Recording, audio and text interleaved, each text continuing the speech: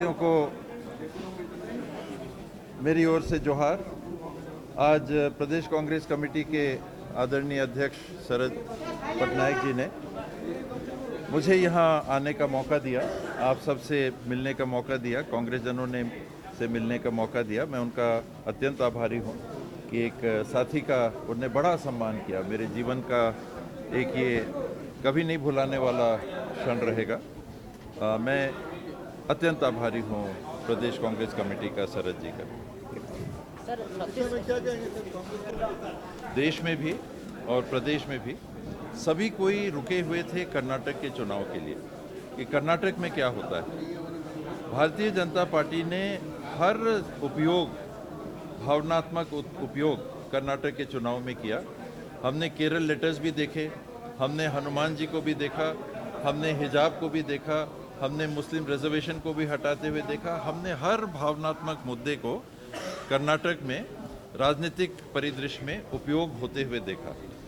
आज वहाँ के मतदाताओं ने जागरूकता का जो परिचय दिया है, वो मुझे लगता है कि एक संदेश पूरे देश के लिए गया है कि भारतीय जनता पार्टी ऐसे कितने मुद्दों का उपयोग करेगी। सर्जिकल स्ट्राइक हो गया, पुलवामा हो गया, कारगिल अब एक याददाश्त हो गई, राम जी का मंदिर बन गया। अब क्या, यानी अब यूसीसी, यूनिफॉर्म सिविल कोड। लोग देश में अब ये समझने लगे हैं कि उनके भावनाओं का अब उपयोग किया जा रहा है राजनीति में लाभ लेने का, पोलराइजेशन करके किसी तरह से फिर से जीत के जाने का।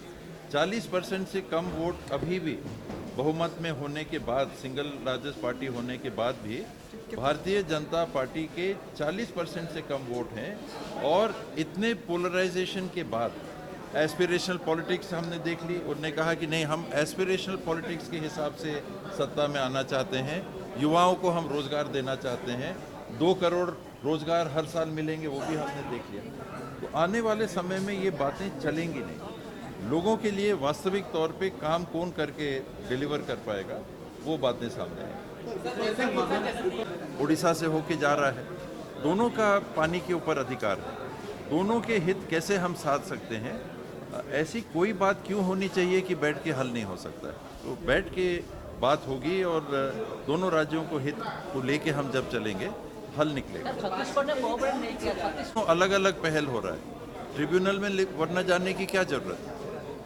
अगर दोनों लीडरशिप साथ में बैठ के बात कर लेती, अलग अलग राजनीतिक दल इसमें रहे हैं, यहाँ तो कई सालों से एक ही राजनीतिक दल रहा है, वहाँ भारतीय जनता पार्टी भी रही, कांग्रेस पार्टी भी रही। तो जरूरी और ज़रूरत इस बात की है कि हाईएस्ट लेवल में स्टेट के बैठ के इस बारे में बात होनी चाहिए और खुले मन से कि हमको अपने अपने राज्यों के हितों को किस हद तक हम साध सकते हैं, उस आधार पर बात होनी चाहिए। यानी ये अगर छत्तीसगढ़ का हित होगा तो उड़ीसा का हित हो ही नहीं सकता, तो बातचीत नहीं हो सकती।